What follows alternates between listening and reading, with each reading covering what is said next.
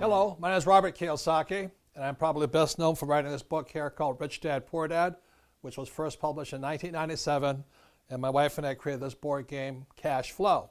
And the purpose of our work is to increase people's financial IQ. So, question people often ask is, what is a good return on my money? Some people say a 10% return is good. Well, so that means if I put in $1,000 and I get $100 back per year, that's considered good. But what you're going to find out today that's actually chump change. It's not that much money.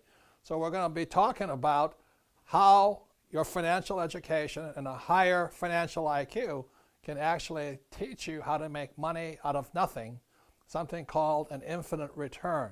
So I'm going to bring up my sweetheart Kim and Ken Mcelroy, our business partner in our real estate deals. He's also a Rich Dad advisor, author of the ABCs of Real Estate. And they'll be actually talking about a real estate deal that we have done where we got an infinite return.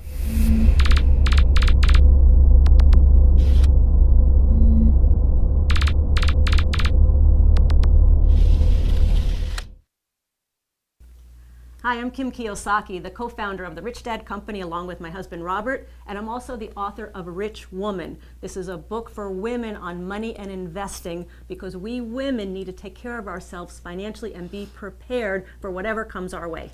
And I'm Ken Mcelroy, Rich Dad advisor and property investor, and we're going to talk today about principles in this book, which are basically how to buy properties at cash flow and produce infinite returns.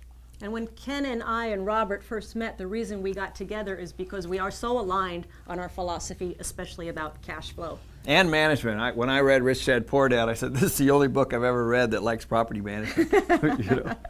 So this is a deal that we've actually done.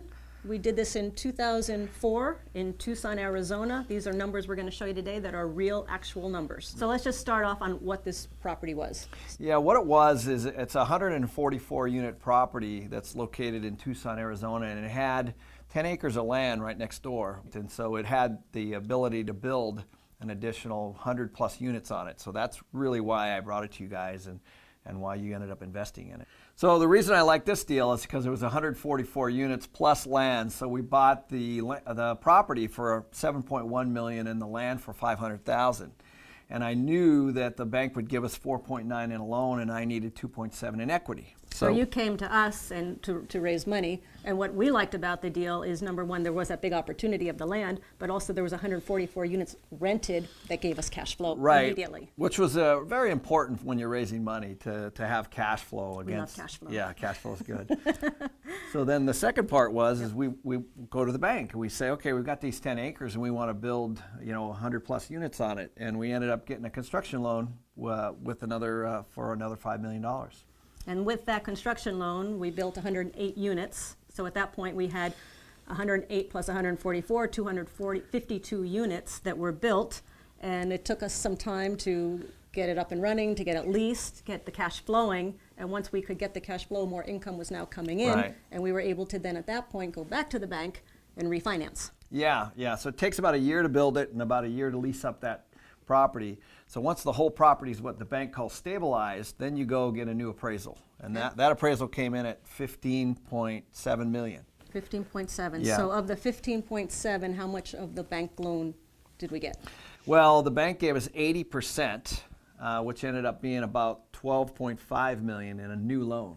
Okay, so we got a new loan now of $12.5 million. Right, and then we had to pay off the old one, Right. which was $9.2 million. Including the construction loan. Right. And that gave us a remaining $3.3 million. Correct. And from that, we owed all the investors their original equity, which was 2.7. and on top of it, so that leaves another $600,000. So for Robert and me, we put in $1 million. We got our $1 million back, plus we got an extra $200,000 from the refinance. Right. So at that point, everybody's out. Everybody's out, and we're still getting cash flow from the property. We have no money into it, and that's an infinite return. Right. And we still own it today. Cash flow is about $300,000 a year. So once again, it takes financial IQ, financial intelligence to make money with nothing. But making money is only part of the story. The next question is, how do you pay less in taxes for the money you make? So with that, I'm going to bring up my friend, Rich Dad advisor, Tom Wheelwright. He's also the author of a book called Tax-Free Wealth. So with that, here's Tom to talk about the last deal on how we pay tax on very little tax on it. So before we get into the numbers and taxes, Tom, would you give the audience a little bit of your background, please? Sure. I have a master's of tax degree, and then on top of that, I spent 7.5 years with one of the 4 largest accounting firms in the world, Ernst & Young, and I spent another 4 years as the in-house tax advisor for a Fortune 1000 company before starting my own firm that I've been running for the last 16 years. And this guy loves taxes. So let's just summarize here. Kim and I put in $1 million. We got $1.2 million back, and every month we get X number of thousands of dollars every month income. So it's an infinite return. But how does that look from a tax side? It's wonderful from a tax side because the cash flow that came back as you were getting the monthly checks, totally tax-free. On top of that, the $1.2 million you got back is also tax-free because that $1.2 million is really debt, and debt isn't taxable. And then on top of that, when you put the money back into a new project, the money from that, the cash flow there, is also tax-free. And in addition, because there's so much tax benefits in these real estate deals, you also got to use tax benefits from the real estate to offset other income, and the government actually wrote you a check. Right. And the thing about it, the government wants you to do this because, number one, we provide housing, okay? And we use debt because they want us to use debt. They want us to borrow money. That's exactly right. The tax law is merely a series of incentives for real estate investors, other investors, and business owners.